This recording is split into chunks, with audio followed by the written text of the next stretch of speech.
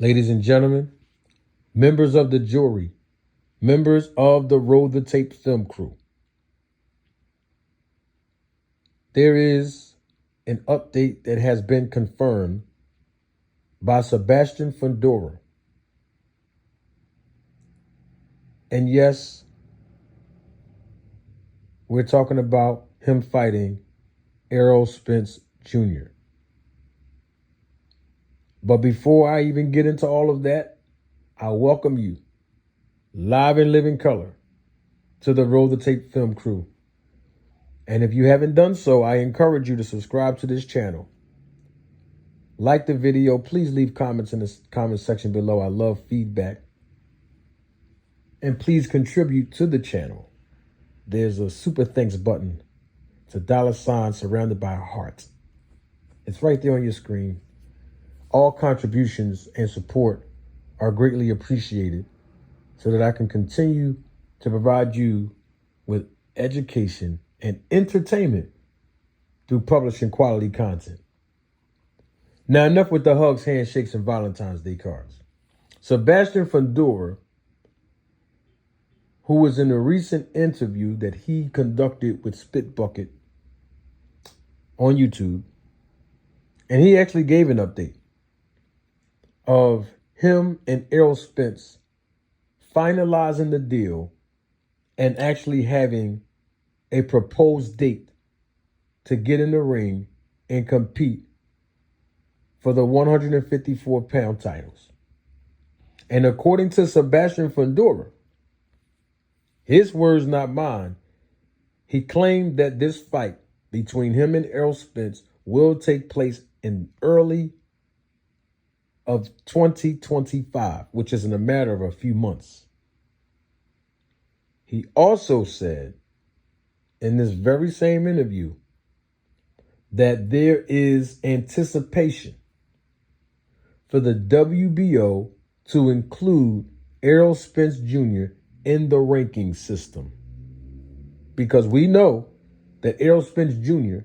is moving up in weight to the 154-pound division, and this will be officially his first fight at 154 pounds. Since, of course, he dominated the 147-pound division, but got TKO'd by Terrence Crawford. And both of their last fight, which was at 147 pounds for all the marbles, for all the titles. Now, let me give some perspective on this from the business angle. There's a process that takes place for, let's say, someone like an Errol Spence or a fighter who needs to enter the ranking system. And the ranking system basically will allow all the fighters that's ranked in the top 10 to be eligible. And this is for all of the sanctioning bodies all across the boxing community: WBA, BC, WBO, IBF, the 4 major sanctioning bodies. And there's way more than 4 sanctioning bodies in boxing. But I'm just referring to the 4 major sanctioning bodies in boxing. There's a few prerequisites that take place before that happens on several occasions, right? However, there are some exceptions to the rule. But in any event, overall, there's one element of the process of a fighter being ranked that's standard all across the board. And that's not just for the 4 major sanctioning bodies. That's for all of the sanctioning bodies. And guess what? That element, so I won't oversimplify it, that element is very easy to understand. It's basically an element that has a quote to it. It's the cost of doing business. And it is the cost of doing business because there are fees. You ain't going to find this nowhere else. That's why I'm glad you're here. There are fees associated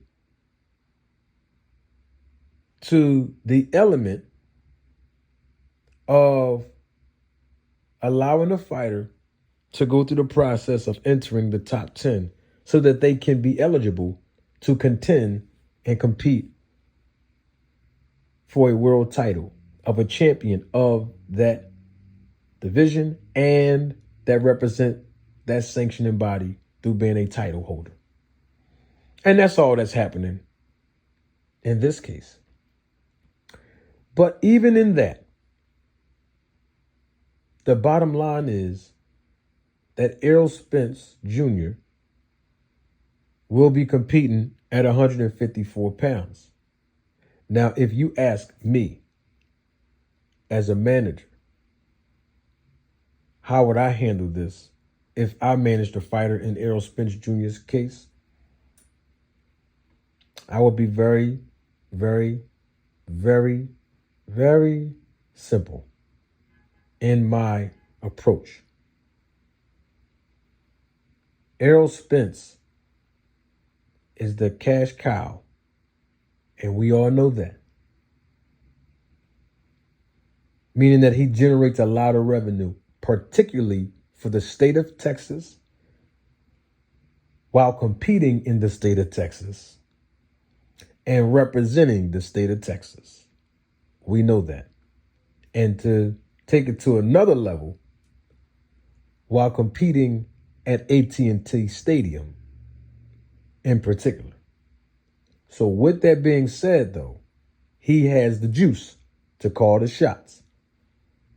In other words is, as a manager, I can come to Errol Spence Jr. and say, listen, I think it's more beneficial as I advise you to fight a tune-up, since this will be your first fight in a new division, first fight with a new trainer, and your first fight since competing against Terrence Crawford, where you suffer some physical, emotional, and possibly psychological damage. Your first fight after receiving eye surgery.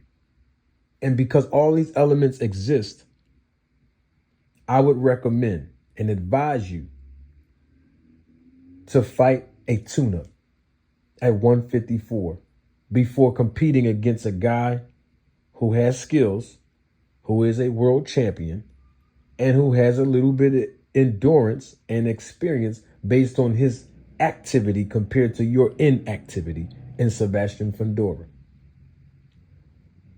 But because Errol Spence has the juice, he calls the shots, and he's on record publicly acknowledging the fact that he don't do tune-ups. He don't fight tune-ups. His words, not mine.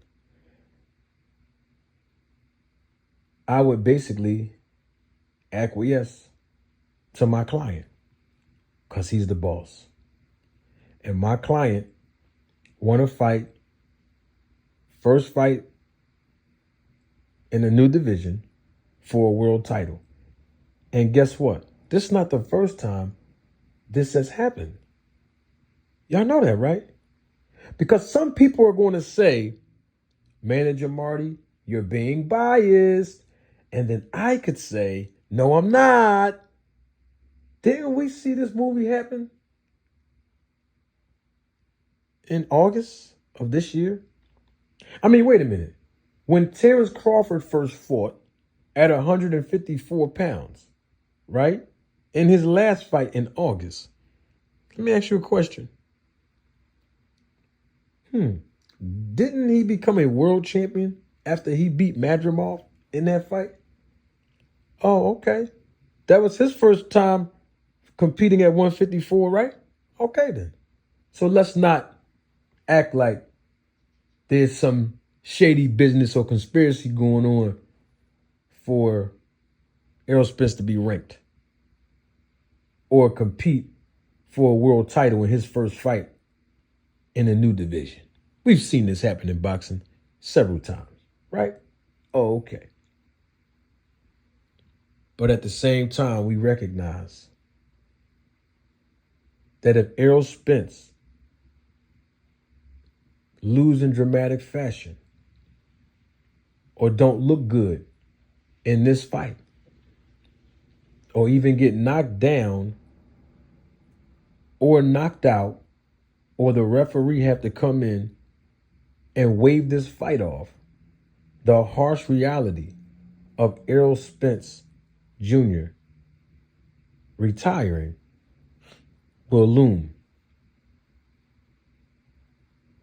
And that's the risk involved with Errol Spence Jr. taking this fight. And we'll talk more about the breakdown of this fight as time progresses and we get more acclimated to the promotion of this fight and when this fight will actually take place,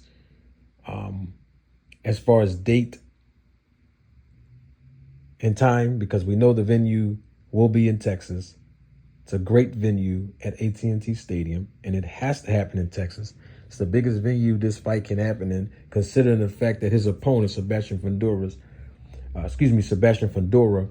has a huge following in the Mexican community.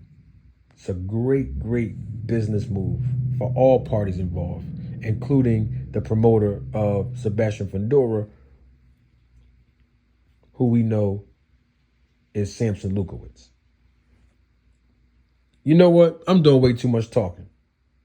Don't take my word for it. Roll the tape.